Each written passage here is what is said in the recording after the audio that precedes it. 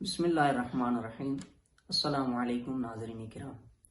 کسی بھی شخصیت کے وہ پہلو کہ جو فقط اور فقط اسی کے ساتھ مختص ہوں اور اسی کا خاصہ ہوں، اور وہ پہلو کسی اور شخصیت اور پرسنالٹی میں نہ پائے جاتے ہوں تو انہیں خصائص کہا جاتا ہے۔ بہت سارے علماء نے خصوصیات ائمہ علیہم السلام اور خصوصیات شخصیات پر کتابیں لکھی ہیں۔ مثلا امام نسائی نے خصائص علی علیہ السلام پر ایک کتاب لکھی کہ جو ان کی نظر میں امام علیہ السلام کی وہ خصوصیات جو فقط امام میں پائی جاتی تھیں اور کسی میں نہیں تھی، ان پر ایک کتاب لکھ دی۔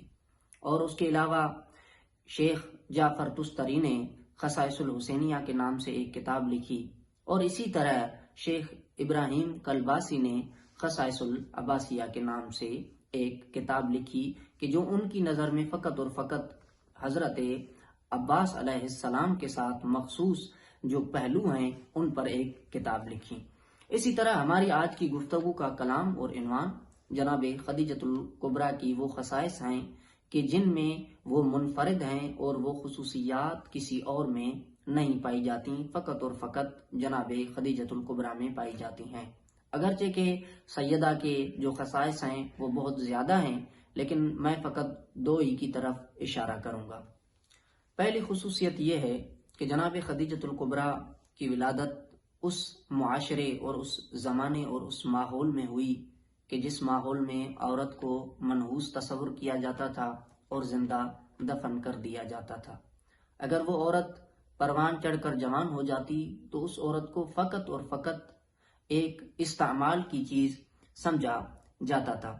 ایسے زمانے میں جناب خدیجۃ الکبریٰ نے ایسا کردار نبھایا اور اس طرح زندگی گزاری کہ اس ماحول میں بھی اپنی پاکیزگی اور طہارت کی وجہ سے وہ بدو معاشرہ جناب خدیجۃ الکبریٰ کو طہارت کے نام سے پکارتا تھا، اور نہ ہی فقط طہارت بلکہ عقل و دانائی کی وہ مثال قائم کی کہ اس معاشرے میں اس وقت جناب خدیجۃ الکبریٰ کو عقیلہ قریش کہا جاتا تھا اور عقیلہ عرب کے نام سے یاد کیا جاتا تھا۔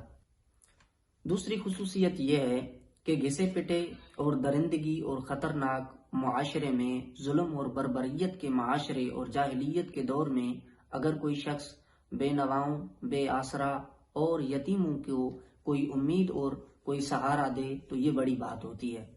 اور اس جاہلیت کے دور عرب معاشرے میں اس وقت ظلم اور بربریت تھی، اس وقت جناب خدیجۃ الکبریٰ سلام اللہ علیہا نہ فقط ایک آسرا اور امید تھی یتیموں اور بے آسرا لوگوں کے لیے، بلکہ ان کے ہاں ایک ماں کی حیثیت رکھتی تھی کہ جس وجہ سے وہ یتیم جناب خدیجۃ الکبریٰ کو ام الیتامہ کے نام سے یاد کرتے تھے۔